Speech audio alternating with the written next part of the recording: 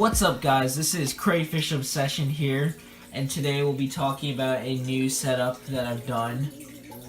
And after a couple of water changes, we have gotten a completely new setup.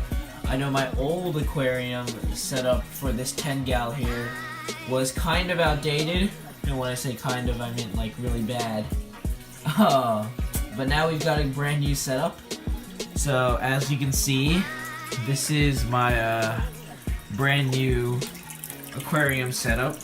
Now the tank is the same, I know, but now we have it on a little desk, my laptop, and my chair in which I can sit down. And let me give you a better perspective. But this is my better setup and new and improved setup. As you can see, I have a flag here for July 4th. And if you never noticed, Yin actually died. So I have some burial footage. I think he probably had some sort of disease or something, because he was always inactive, and that's really not normal for the crayfish to just be that inactive. I've never seen him eat, but I thought it was just his personality, but I guess there is something wrong with him. So now we just got curious here. We have a couple of fish, but they usually hide behind the sponge filter.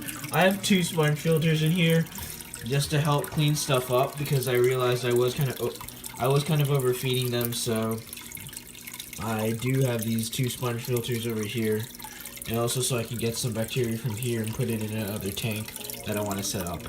So yeah, so this is the new setup, and I also haven't had time to really talk about my new addition to the pack.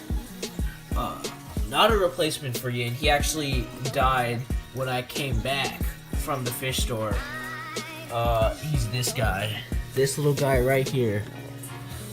He is a white river crayfish, which I used the identification guide that I made, and I successfully ID'd him as a white crayfish. Now let me get a light over here. But now that I've got a light in here, you can now see him better. Well, not really. Let me move the light. Oh, damn. Just can't see. He's hiding behind a rock. Perfectly camouflaged. Not perfectly, because I can still see him. Here we are with him. The light that I use gets really hot, so I try my best not to touch it. But as you can see, this is a white river juvenile. Now, I want to talk a little tank story. I went to the fish store, and these guys didn't even know what they were selling. I asked what kind of crayfish they had, and they just tried to wing it. They just tried to make up a species name, and they're like, "Oh, I think it's a brown crayfish." Like, you gotta know what you're selling. Also, they had like 20 of these guys in a 10-gallon tank just roaming around. Half of them were probably B grade. A lot of them were missing claws. It was a mess. Fortunately, I didn't get a B grade one. Well, he is sort of missing a leg. You can't really see it there. He's missing half a leg, which is way better. This is way better condition than some of the other guys. And he does have a bit of, I think it's fungus on his head, but I think he should be fine. Honestly, this guy loves to mindlessly bolt. It's really funny. He's a juvenile, obviously, and I know he's a white river because of the black spots on his claw. As you can see here, let me get the camera closer. There are black spots on his claw, which basically indicate that this guy is a white river. Also, his legs are really pale. His underside is pretty pale, so that might be an indication he might be growing lighter. As you can see, his bottom is pretty light. Now, this guy gets so scared. I mean, I just scared him, so he's probably not gonna do much, but he is pretty cool crayfish. I keep him with some other fish. These are black-nosed dace, if anyone is curious. These guys are pretty cool. I caught them in the river. We've got tons of them in the creek. And when I say river, I mean storm drain. But yeah, these guys are pretty cool, and they're too fast for these crayfish to catch, especially this one. His claws are just too small, and you'll probably never get him. The water level is pretty high too, so these guys can run. And he spends most of his time behind this rock. I actually had to move the filter, which is right here. I had to move that from the back because he would hide behind the filter, and it'd be dangerous because the filter is not as suctioned well. It moves around, and whenever I like change the filter and stuff, or just try to clean the filter, I'm afraid it hurts him. I've had him for a couple of days. I think I want to call him Bolter Brownie, or like something to do with the fungus on his head. He's really cute. I really like him. And yeah, so I've never gotten to that unboxing video. This is frustrating, but that video will come out, and I mean, it's already been like almost a week since it's come out, but this is our little ivory white crayfish.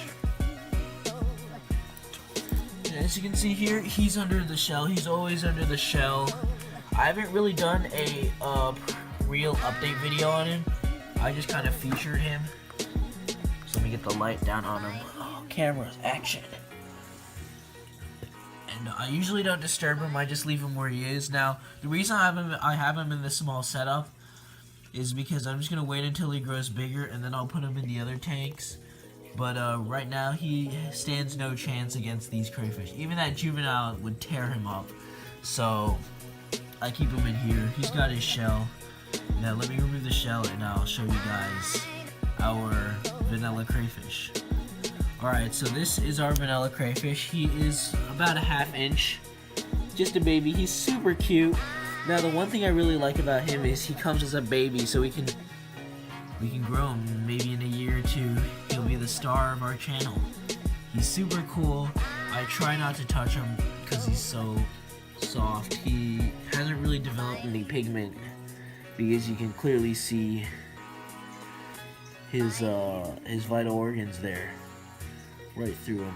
But he is a vanilla crayfish, bred from a vanilla crayfish, so he will be completely white when he grows up. And he could actually, if this is a female, because these guys are almost impossible to sex at this age. But if he's a female, then we could breed him with Curious over there if he survives that long. If Curious survives long enough for him or her to grow up, and this guy becomes a her, then we could have an interesting mix of red and white. Would be very interesting. Might even be a ghost. Might even be a ghost crayfish. And we could start breeding ghost crayfishes. That'd be cool. That would be really cool. But that's all for future to come.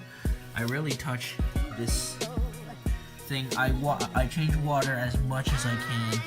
Maybe like 2-3 times a day.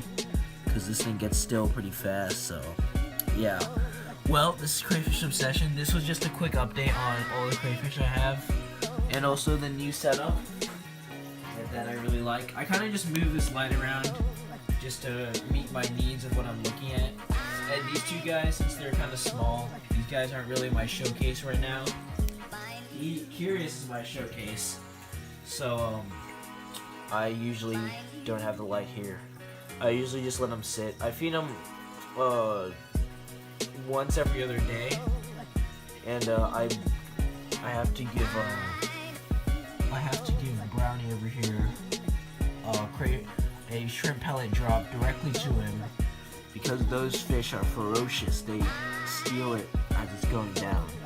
So yeah, and also this guy I try to feed as much as I can so he can grow up faster. Maybe eat one pellet every other day, same as him. But he doesn't eat pellets yet, he eats flakes. But I've been trying to encourage him to get into eating pellets because it'll make him grow faster. And Curious, I feed every other day to once every 2 days, because he's pretty old. But I give him 2 pellets, so he does get his fair share of food. Well, this is Crayfish Obsession here, and just a quick update video on my crayfish, and we'll see you in the next one.